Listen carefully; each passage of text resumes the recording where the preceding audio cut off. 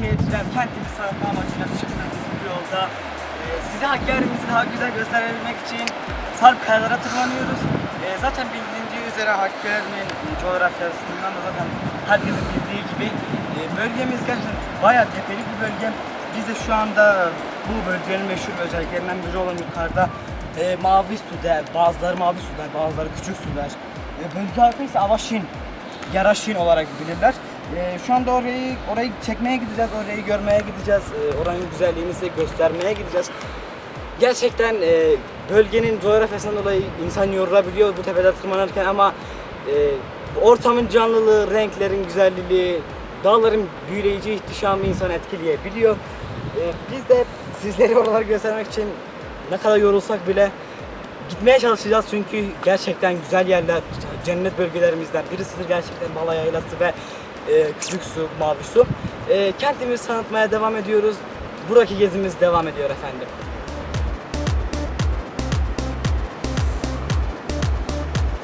Güzel bölge.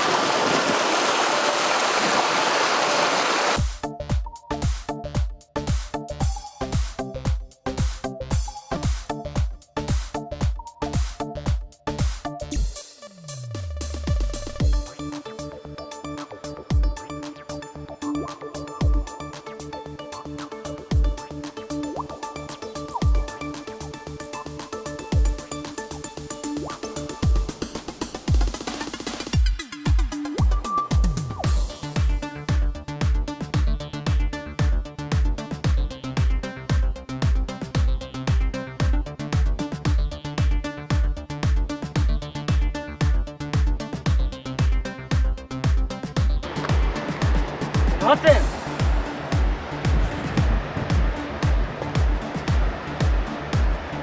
Buraya gelmek için 40 takla attığımız göle sonunda geldik.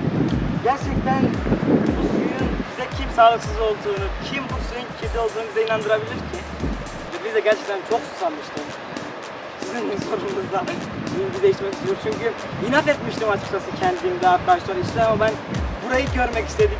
Burada içmek istedim açıkçası. Gerçekten bu suyun sağlıklı olduğuna inanmıyoruz, inanmayız da.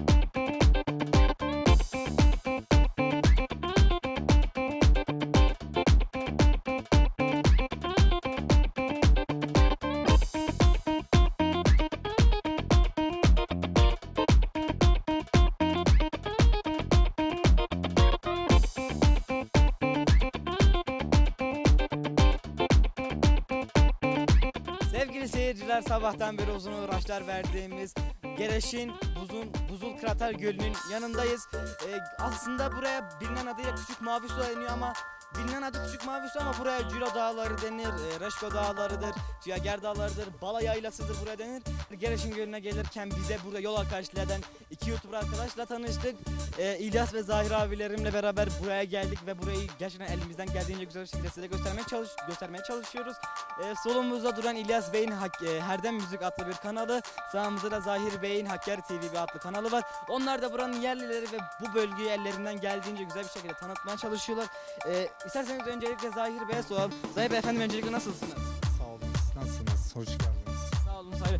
Zahir Bey, biz Hakkari Tanıtım ailesi olarak bölgeyi tanıtmaya çalışıyoruz elimizden geldiğince ama siz de buranın Kırıkdağ köyünden yerlisi olarak bize burayı siz anlatabilir misiniz? Zaten buranın öne gelen YouTuber'lardan birisiniz. Burayı sizden dinleyelim birazcık. Yani burası gerçekten görülmeye değer bir yer. Bala Yaylası'nın biraz yukarısında yer alan iki göletten birisidir. Şu an bulunduğumuz konum itibariyle de saklı kalmış bir yer. Bunun için de tanıtım yapmaya çalışıyoruz kanallarımız üzerinden. Elimizden geldiğince çekimlere devam edeceğiz. Peki Zahir Bey, bölgenin yerlisi olarak biz buraya Gereş'in yani Küçük Mavi Göl adı verildiğini biliyoruz ve duyduk. Buraya ne tür adlar verilir? Burası Bala Yaylası'nın neresinde yer alır? Köye burada nasıl ulaşım var? Yani Kırıldağ köyünden buraya yani servisler olabiliyor. Servis konusunda sıkıntı olmayacaktır. Kesinlikle görünmeye değer eşsiz bir yerde benim görüşüme göre. Biz de bunları insanlarımıza tanıtmaya çalışıyoruz kanallarımız üzerinden. Umarım başarılı olmuşuzdur. Halkımızdan da olabildiğince güzel tebrikler alıyoruz. Yani o yüzden iyi niyetimizden değiliz, endişe duymuyoruz. Zahir Bey, halkımıza, kendi tanıtımlarımızı, kendi ailemizde bizi seyreden sevgili seyircilerimize sizin kanalınızı anlatmak istiyoruz. Hakkari TV'nin birazcık alt katmanlarına inmek istiyoruz. Hakkari TV ne zaman kuruldu? Siz mi kurdunuz yoksa sonradan devrim aldınız? Amacınız neydi kurarken, buraları nasıl tanıtmaya başladınız? Sizden dinleyelim. Hakkari TV'nin macerasını bize anlatabilir misiniz? Yani şöyle 3 arkadaşla başladık. Aynen yakın arkadaşlarla şu anda devam ediyoruz. Kurulumu 4 yıla aşkın bir süre oldu. Bu 4 yıl içerisinde de genelde Facebook yayınlarımız oluyor, canlı yayınlarımız oluyor. Twitter, Instagram yayınlarımız oluyor. Bir de YouTube üzerinden de aktifiz. İnsanlarımız beğeniyor. Biz de onlara teşekkür ederiz. Tanıtım amaçlı destek veren herkese de biz kendi kanalımız adına da teşekkür ediyoruz. Zahir Bey, efendim size çok teşekkür ederiz. Sevgili seyirciler, zaten videonun sonuna açıklama kısmına Hakkari TV'nin ve Herdem Müziğin linklerini koyacağız. Gerçekten biz de gördük kanallarını takip ediyoruz elimizden geldiğince. Güzel tanıttıklarına gerçekten en içten duygularımızla inanıyoruz. Zahir Bey'in ve Hakkari TV'nin hikayesini olabildiğince size aktarmaya çalıştık. Bize bu yolda başka bir arkadaşlık eden İlyas Bey'in yanındayız. Onun da YouTube platformunda Herdem Müzik adlı bir kanalı var. İlyas Bey efendim, öncelikle nasılsınız? Sağ olun, teşekkürler. Siz nasılsınız? Hoş geldiniz bu arada. Teşekkür ederim, hoş bulduk. İlyas Bey, bölgeyi siz de elinizden geldiğince dışarıya tanıtma amacıyla çıktığınız bu yolda Herdem Müzik adlı bir kanal kurdunuz ve biz de elimizden geldiğince takip ediyoruz. Gerçekten güzel bir kanal, tek kelimeyle. Herdem Müziği ne zaman kurdunuz? Siz mi kurdunuz? Kurarken amacınız neydi? Müzik başlığı neden müzik başlığını koydunuz? Aslında Hakkari TV'den sonra bizimki de Hakkari tanıtım. Yani biz bölgeyi tanıtıyoruz. Siz niye müzik başlığını koydunuz? Herdem Müziği 2011 yılında kurdum kendim. Böyle sosyal medyaya takılmak için kurdum ilk önce. Sonra Zahid arkadaşım var, Hakkari TV. O ismi kendisi bana önerdi, Herdem Müzik diye. Öyle başladık, bugüne kadar beraber getirdik. İşte yaylalarımızı, köylerimizi müzik şeklinde video yapıp paylaşıyoruz işte. Çocukluğunuz sanıyorum ki buralarda geçti. Bala Yaylası'ndaki anılarınızı ya da bu bölgedeki anılarınızı sizden dinleyelim birazcık. Doğrudur, şimdi dedem çok önceden geldiler buraya. Ahmet Kokel. Babam Tayyar Adıyamanlıoğluyum ben de. İşte buralara Spihane Yaylası var, Bala Yaylası var, Geraşin var. Buralarda geziyoruz işte, pikniğe gelenler oluyor, geziyorlar, ot biçmeye geliyorlar, yaşamlarını burada sürdürüyorlar. İşte turistler geliyorlar, yabancı insanlar geliyorlar gezmek amaçlı. Biz de onlara yardımcı oluyoruz, çevremizi tanıtıyoruz. Sevgili seyirciler, diyebiliriz ki bir günde 4 mevsim bir anda yaşayabiliyoruz. Bunun bir örneği de Zahir abi mont giyerken ben İlyas abimle de kamera arkasındaki ekip kısa kollu dolaşıyoruz bu bölgede. Gerçekten Zahir arkadaşımızın ve İlyas arkadaşımızın, onları da dinledik. O da bu bölgeyi, onlar da bu bölgeye ellerinden geldiğince güzel bir şekilde anlatmaya çalışıyorlar. Gerçekten Hakkari'nin cennet bölgelerinden birisindeyiz şu anda. Bala Yaylası'nda Gereşin Gölü'nün yanındayız.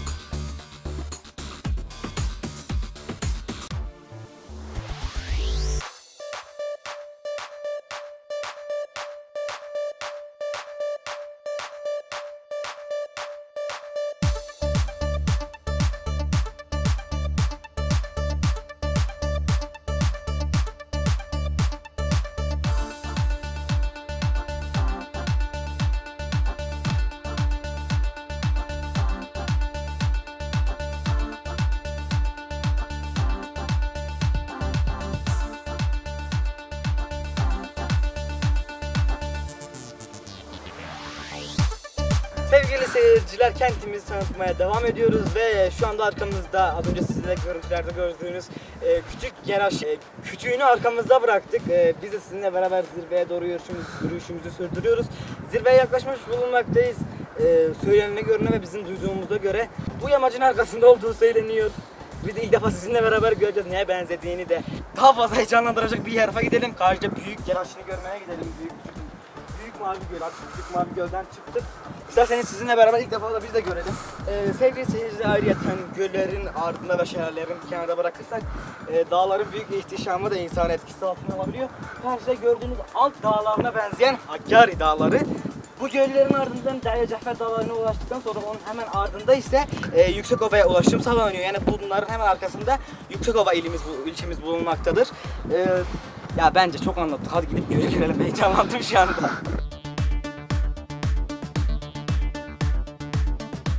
Bak gözükmeye başladı aslında. Sevgili seyirciler, gerçekten adına layıkmış, büyükmüş, ihtişamlıymış. Sevgili seyirciler, geçen haftaki videomuzda Cennet Cehennem'de bahsettiğimiz beyaz suyu yaratan göllerin asıl kaynakları aslında budur. Girezo Şelalesi olsun, Geraşin yani küçük ve büyük mavi göller olsun. Beyaz suyun yani Zap'ın ana kollarından birini oluşturan beyaz suyun ana kaynaklarından birisini de Girezo Şelalesi ve Geraşin gölleri sağlamaktadır.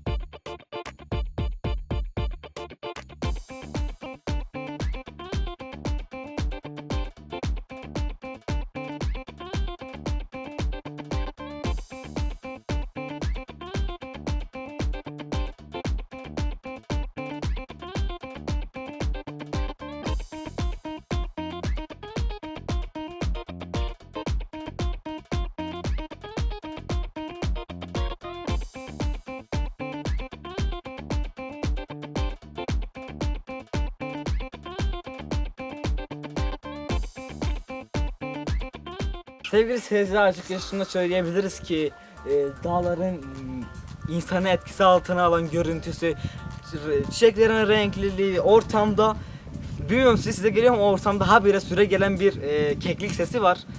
Hiç bitmiyor, bilmiyorum nereden de geliyor. Sadece ortamda yankı oluşturan bir keklik sesi de var açıkçası burada. Gerçekten bölgelerimiz Hakkari bölgesinde cennet bölgelerinden birisi olan Bala Yaylası'ndaydık bugün sizlerle beraber. Elimizden geldiğince gösterdik. Gerçekten mükemmel bir bölgeydi tek kelimeyle. Gezimizin sonuna geldik. Şimdi de az önce öte tarafta Geraş'ın küçük Mavi Gölü'nün büyük kısmındayız. Yani büyük Mavi Gölü'nün yanındayız.